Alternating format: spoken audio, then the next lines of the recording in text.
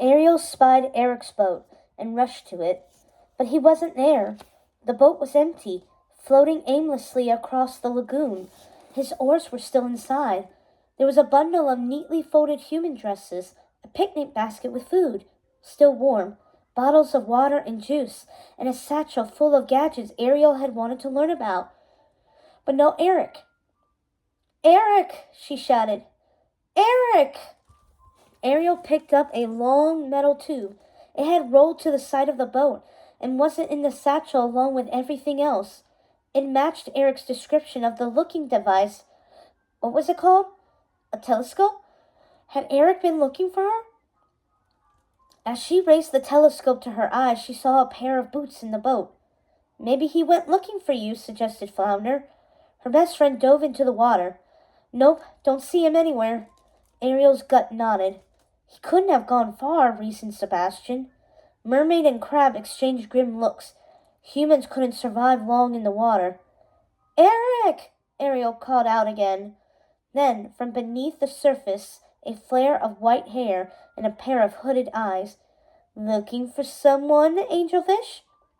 Ariel! Flounder let out a horrified gasp.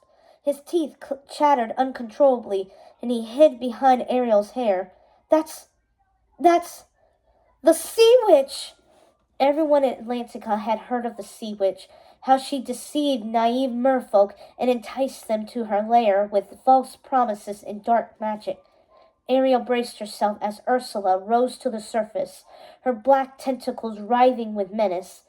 What are you doing here? Ariel demanded. Get out! Get away from me! Ursula wore a smug grin that Ariel didn't like. It's been a long time since I've come up to the surface, she said. I can't say I see what all the fuss is about. But you, Angelfish, you seem to have caught yourself a prince. Ariel gripped the side of Eric's boat. If you know where he is, what will you give me? Said Ursula coyly, opening the shell on her necklace. A light flared from the center of the pendant, showing Ariel a silhouette of the prince swimming deep within the lagoon. She's in there, Flotsam and Jetsam warned him, pointing ahead at something Ariel couldn't see. She's trapped. You've got to help her. Eric ventured forward, raising his umbrella to attack the unseen creature. Then the prince's eyes bulged with horror. The light from Ursula's necklace went out, and she settled it back on her chest, closing it. You can imagine what happens next. You monster! Ariel cried, lunging at Ursula. You tricked him! Careful, dear! Flotsam and Jetsam wrapped their tails around Ariel's arms, immobilizing her. Let him go! She shouted.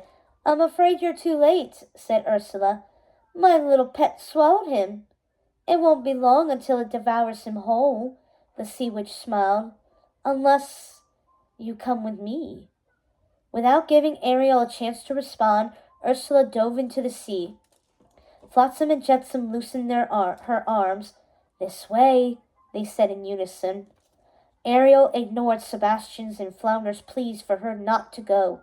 She knew it was a trap, but what could she do? Eric was in trouble, because of her.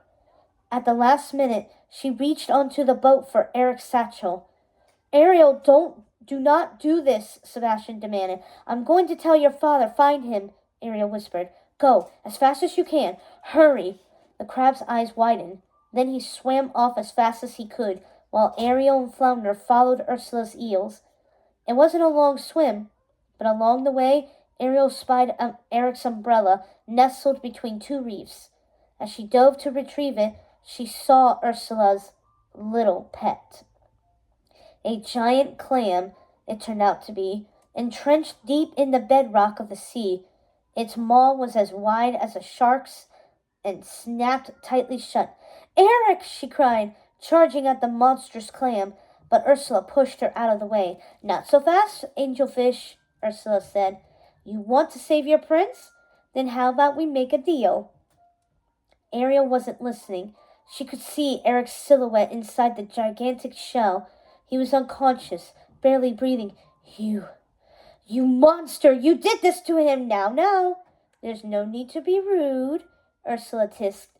You haven't even heard what I'm offering. Your prince in exchange for you. Me, repeated Ariel, drawing a sharp breath. What do you want from me? Ursula's smile widened. You are the favorite daughter of the Sea King, an exceptional addition to my collection. She paused, using her necklace to show them a terrifying grove of lost souls magicked into polyps. King Triton will come swimming into my clutches. Ariel clutched the satchel as Flotsam and Jetsam surrounded her. She shook her head at Ursula. Never. The sea witch puckered her lips. Then your prince, I'm afraid, is going to die. Not so fast, cried Flounder, bursting out to charge at Ursula. Using the umbrella, Ariel swung at Flotsam and Jetsam and knotted their tails together.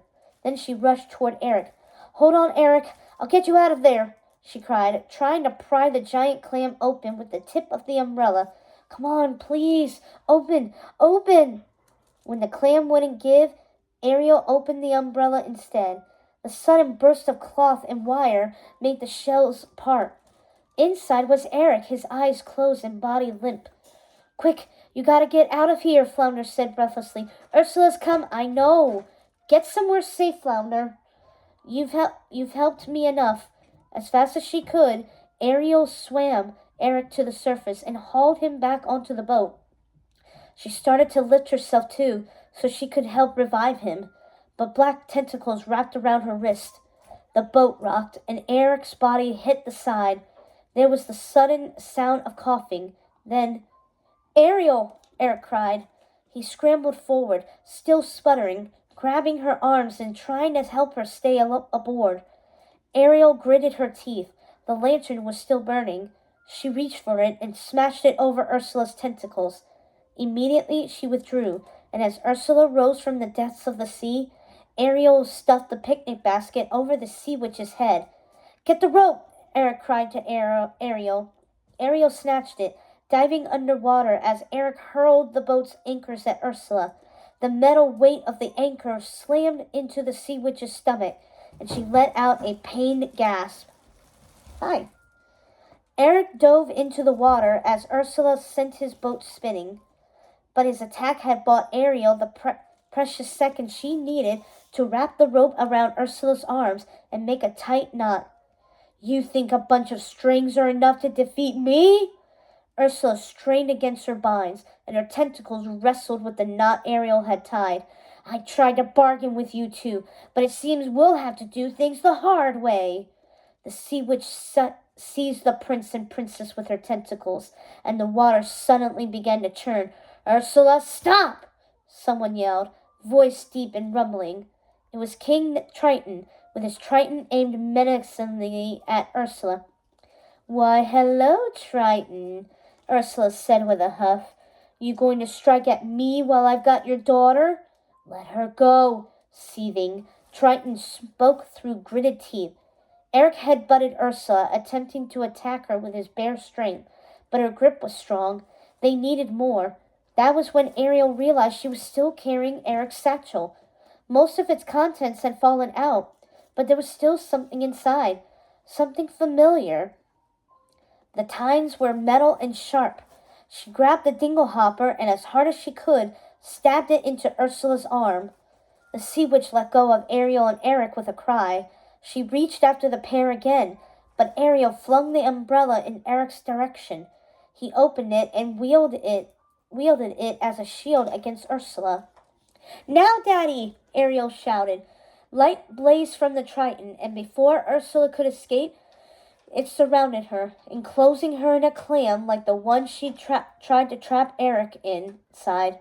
Then, with a swing of Triton's arm, he sent Ursula barreling deep into the sea, some place where she could never bother them again. The sea witch was no more.